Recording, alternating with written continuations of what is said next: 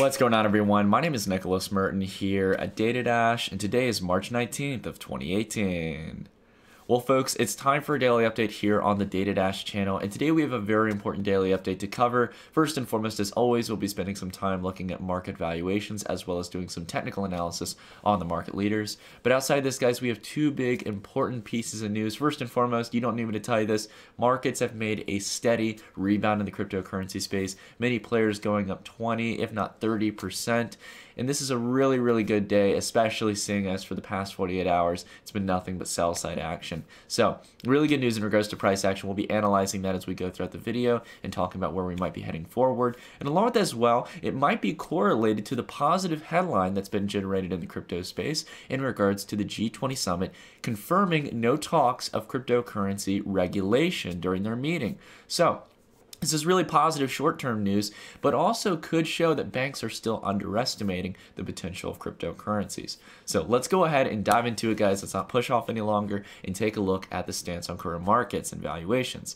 So we can see here, guys, obviously, things are obviously in the green. We have many players in the double-digit level, up to 30, 40, or even 50%. And some of the major protocols as well. I mean, we can take a look here simply off market cap. Not only do you have a lot of players in the top doing extremely well, but you've got Cardano at 36% to the upside, 32% for Neo, Stellar up 37%, EOS up 32%. So we've had a lot of discounts coming to the market, guys. Again, as we were talking about yesterday, this isn't a period where you want to get fearful. You want to start getting a little bit greedy. I'm not telling you guys you should buy anything, and you've got to make sure you fundamentally invest in projects you believe in and you've done your own research. However, as we can see here, we had a really, really solid rebound, and it might be signaling that we're either getting close to the bottom or we've hit the bottom for the next rally. As we take a look here, on a much closer chart here, we took a really steady rebound of overall valuations going from $275 billion all the way up to towards near $330 billion, guys. So a really solid rebound, clearing out the losses for the past 2 days in crypto markets. Really, really good news in regards to price strength confirmation, as we're going to really be emphasizing here in the video. That's going to be a big keynote point to talk about here. So as we can see as well, altcoins, it's not just Bitcoin, altcoins as well are following, and the rebounding just as strong. Bitcoin's up around, I think, 10 to 15, somewhere in, about 15% today. It's been fluctuating a little bit, but it's still really, really positive price action.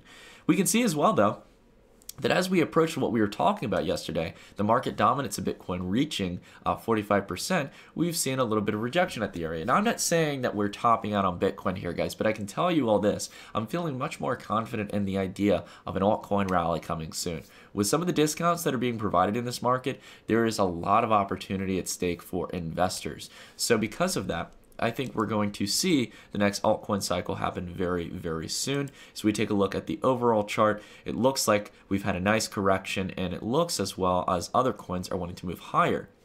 The interesting thing I want to kind of really key in here and talk about is that I don't think we're just going to lose market dominance from Bitcoin. I think Bitcoin's going to go up, and that's not an insult to Bitcoin being long on Bitcoin, but I do think that altcoins are not only going to outpace Bitcoin, I think they're going to outpace market dominance on a lot of the market leaders. So we've been focusing on other coins, and this indicator on market dominance is all coins excluded out of the top 10.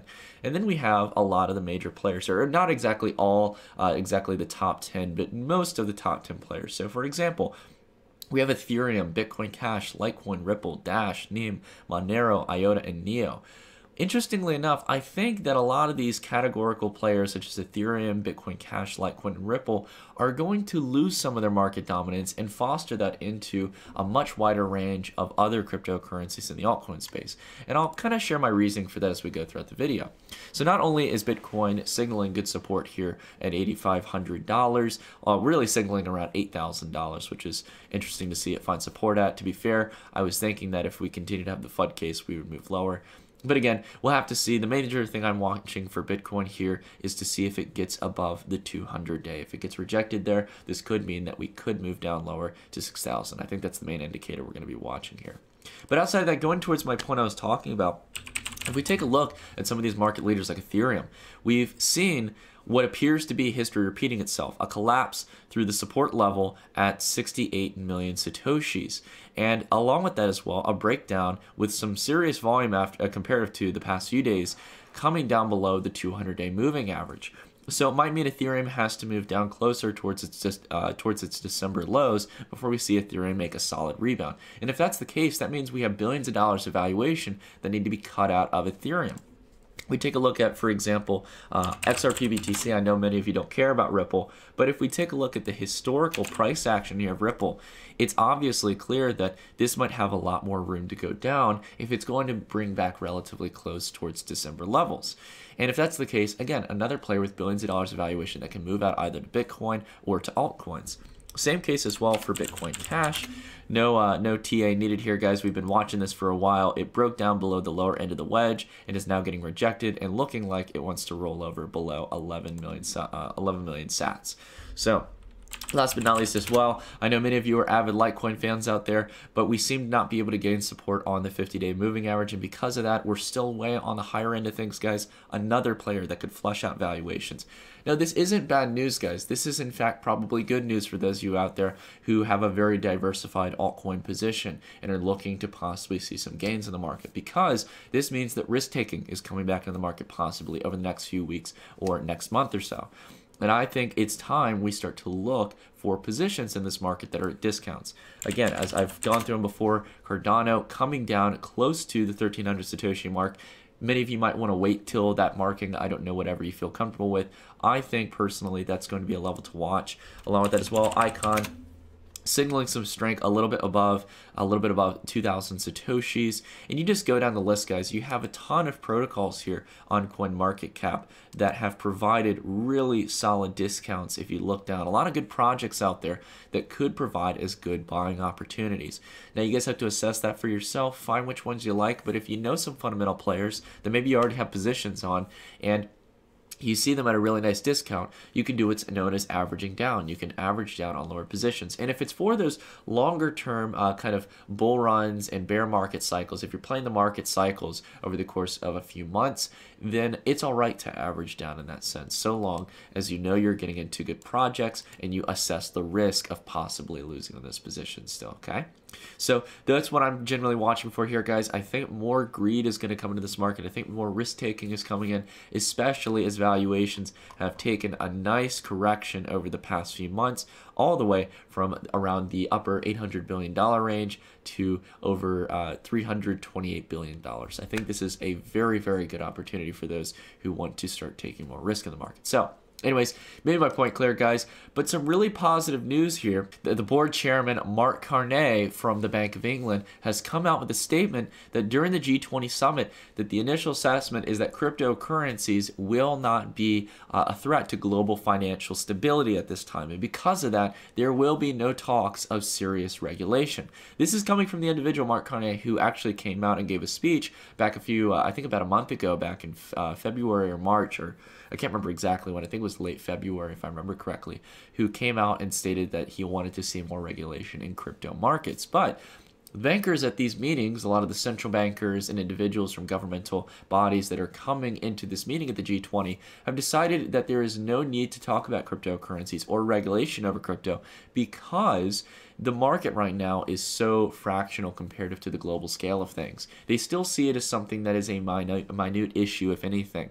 Now, that's not to say that they aren't talking about regulation, and I have some really good documents here, not only from Forbes, but also from foreign journalists out there that have covered this issue and kind of the stance of the bankers who are meeting at the G20.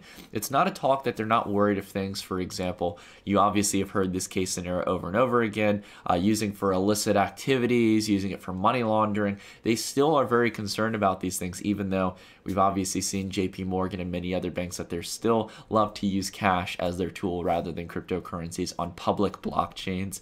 Doesn't make much sense. But outside of that, though, it is important to note that for the short term, as much as there might be regulatory talks in the future, this is very positive news in regards to a global stance on cryptocurrencies. The fact that they're not taking it as an issue right now, this gives room for development in the space to flourish, more projects to continue raising capital, to see valuations continue to rise after the sell-off, and most importantly, for this market to become a multi-trillion-dollar currency market, for a Bitcoin ETF to come into fruition. If that happens, if the SEC gives approval for this or allows willingly for a few different financial firms to build Bitcoin ETFs, that is going to be big. And this G20 summit coming out with positive news about lack of regulatory talks is huge. So again, guys, that's what I'm looking for here. I'm looking for these fundamental headlines that, again, dispel the FUD, whether they know they're doing it or not, to really kill off the fear in markets and get people excited again.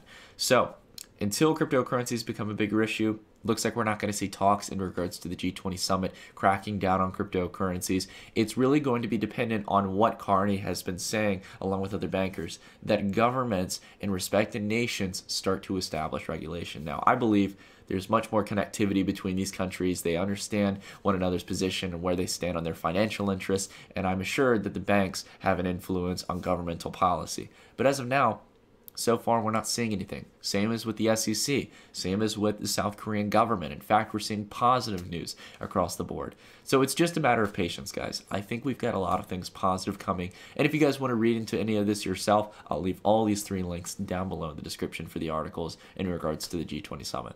All right, anyways, guys, that's it for the video. Thank you guys so much for watching. What do you all think about the G20 summit? What do you think about the current stance of prices in crypto markets?